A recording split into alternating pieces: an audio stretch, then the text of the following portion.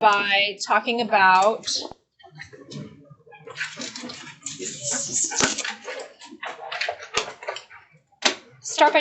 ions. Is that okay? Is it safe to assume that you've forgotten a lot of nomenclature? Yes. Okay.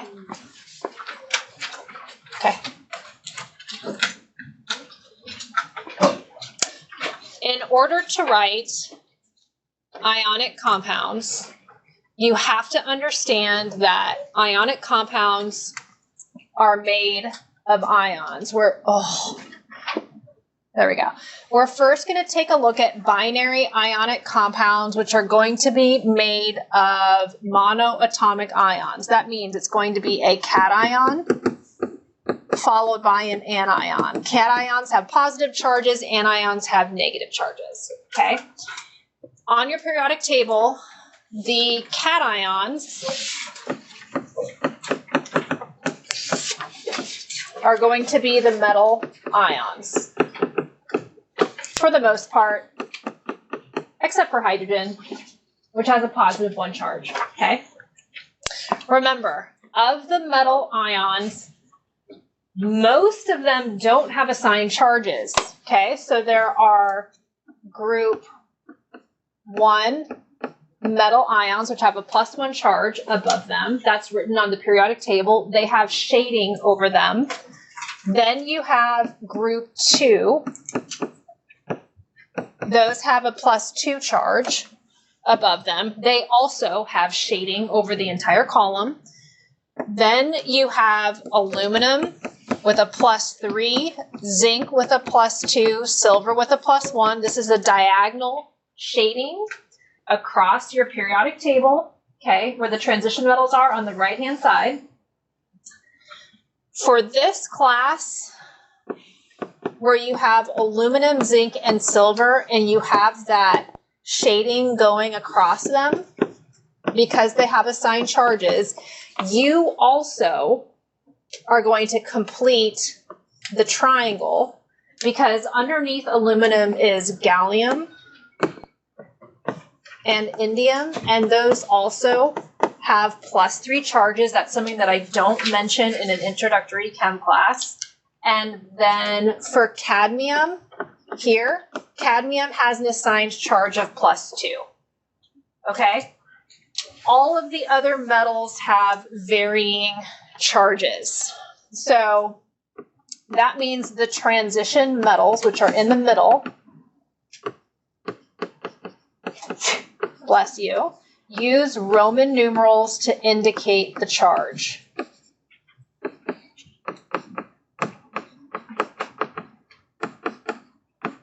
And it should say on your periodic table, Roman numerals, require Roman numerals in the middle. Do we all see that? Okay. Okay.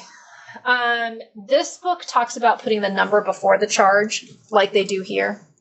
I don't do it that way. You'll notice I have the symbol, a charge, and a number after it. Okay? Okay. Technically, there's no rule that says that.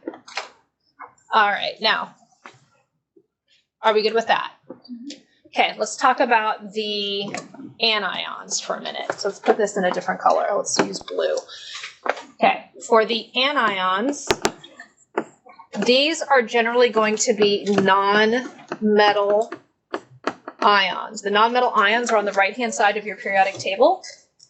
You will notice that the noble gases have no charge, so you will not see them. But the halogens, which are group 17, have a -1 above their group. And then the group that's oxygen is in, which is group 16. Group 16 has a -2 charge. Group 15 has a -3 charge. These charges do not go beyond that darkened stair step that you see. Okay, so they do not go to the metals that are under that darkened stair step. Those are considered transition metals. So things like antimony or bismuth or tin, the charges that are at the top of those columns do not go to those metals below the darkened stair step. Does that make sense? Okay. Okay. I think that is it. Hydride is H-1. I believe hydride is located on the bottom left of your periodic table as a reference. Okay? Okay. Can I move on to bigger and better things? All right, so if we're writing the chemical formula for, there we go, for aluminum sulfide. Aluminum sulfide is a binary ionic compound. You would look at aluminum on the periodic table. You have to memorize the assigned charge, which is a +3. You will not be allowed to use that periodic table as a cheat sheet. You have to know all of it, okay? And then sulfide is S. It has a -2 above its group. You are always trying to make a neutral compound when you're writing ionic compounds. So you have to think about how many of each ion do you need to make that neutral compound. So if you have a +3 here and a -2 here, 6 would be the lowest common multiple. So that means you're going to need 2 of these aluminum ions to get to a +6, and you're going to need 3 of the sulfide ions to get to a -6. So a +6 and a -6 add up to 0. Yes? Okay. The other way to do it is to cross the numbers in the charges.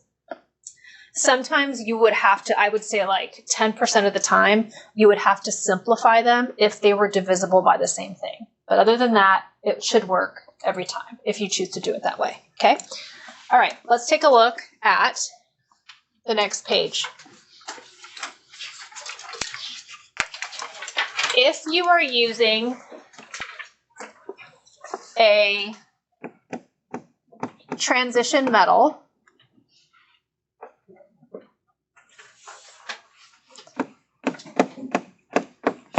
like if I'm trying to write the chemical formula for lead 4 sulfide, okay? This Roman numeral 4 is the charge on the metal. So this is going to be Pb with a +4 charge. Sulfide is S. The charge for sulfide is a -2 on your periodic table. In order to make a neutral compound, you would need 2 of these sulfide ions to get to a -4. So this +4 would add up with a -4 to give you 0. So PbS2 would be the proper chemical formula for doing something like that, okay? Now, your book calls the transition metal ions multivalent ions, meaning they have more than one stable charge. Okay? Now, I am going to mention something because you might see it as you move forward. I like to have a space here. Okay, so like it should be iron space, Roman numeral 3 space ion, especially if you're typing it. But the old naming system for multivalent ions, you will still see it today online, especially older professors. So let me just give this to you here. If I have the iron 2 versus the iron 3 ion, even though we know them as iron 2 and iron 3, the old naming system changed the endings to OUS and IC. Okay, so the lesser ion charge, in this case, which is the +2, is going to have the OUS suffix on it. So that's what this is right here. This is the lesser ion charge. Okay, whereas the greater ion charge is going to have an IC instead. Okay, and that's all I'm going to say about it. Let's take a look at some sample problems for binary ionic compounds. Let's come down to, let's go over to here. Okay. So you tell me